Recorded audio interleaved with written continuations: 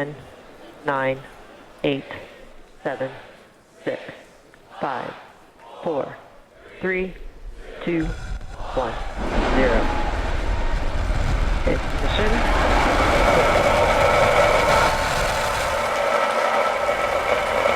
SpaceX did launch another Falcon Heavy. We saw that to launch the show here. We're going to take a little look here, look at the whole video of the mission.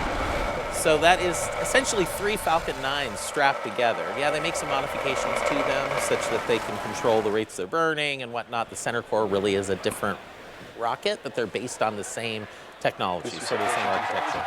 The two sides separate, of course, and the center core continues. But you look at that gorgeous interaction of all the different plumes. When you have that many rocket engines interacting, you get crazy clouds up in the sky just from the exhaust. Now, the shot in the upper right, that's an infrared image. You can see the bottom of it's hot because the rocket engines were burning to slow it down. Side booster landing burn startup, and there this is the landing burn for the 2 side boosters.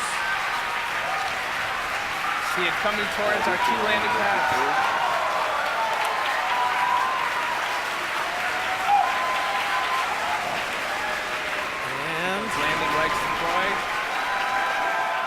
And they're down. So 2 side boosters, fine. What about the center core? And oh no, that looked like it was sideways. I don't know if you noticed that, but it came into the frame horizontal and then shot off. So the problem with that was the most difficult landing they'd ever attempted for that center core. It went further away from the launch site to over 1,200 kilometers. Kilometers. So 1,200 kilometers out, which it was coming down fast, and they had to light 3 of the engines to slow it down enough. And they think that the impact actually with the atmosphere, when you're easing yourself back in, they didn't ease it in quite enough, and it probably damaged the ability to gimbal that center engine. So then when it came in, the computers on board said, I'm not able to steer, and whether it tipped itself over on purpose and shot it out of the way to divert, because that is something you do if you have a rocket that's not going well. I have an expert here. Did they divert it? Okay, that's what I thought. It looks like a purposeful divert maneuver rather than an error. So they saved their drone ship, didn't have to repair it yet again because they've crashed into it a whole bunch of times. But still, the other 2 boosters landed, and on top of it, the deployment of the 24 satellites was a success. Most of these were Air Force satellites, but there were some for some Air Force University students and others.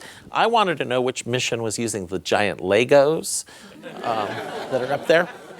But also in this mission was the Planetary Society's light sail. So this is designed to expand, and then it actually catches essentially material coming off of the sun, light, particles, and is able to steer and maneuver and move. They're testing these technologies. It would be a great way to get to other stars. Some folks even wondered, could that Oumuamua object that came flying through our solar system be a light sail from another civilization and another civilization? And I think turns out no, there was a story about that. We're not going to cover it tonight, but no, most likely not.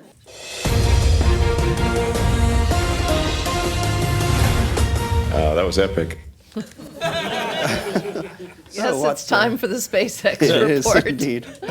So what's SpaceX been up to? Well, on July 25th, after a 1-day weather delay, Falcon 9 mission called CRX-18 launched.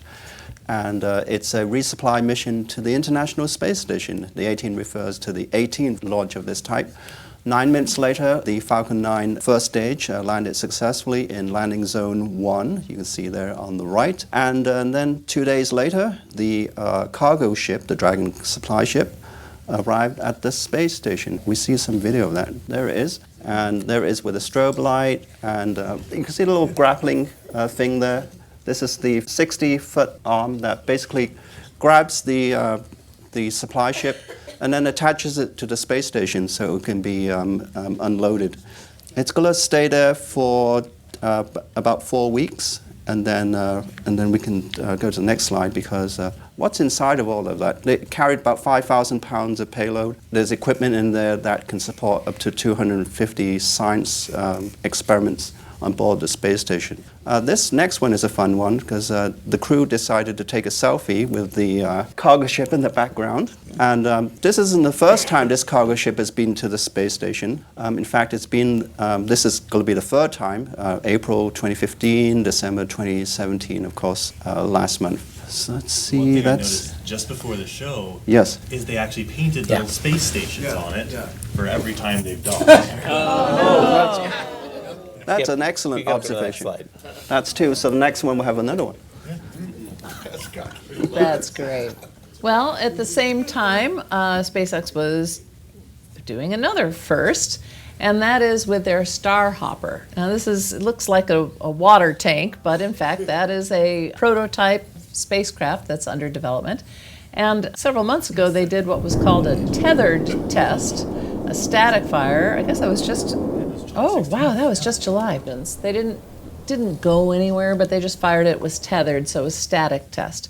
So then they also had a delay. They tried to go on the 24th, but in fact on the 25th ran a test. And here you can see it actually gets off the ground. There it goes before it gets completely covered up by smoke. It was taken at night. The test of the day before they had broadcast live, but then they didn't broadcast this one live. The day before it was not successful.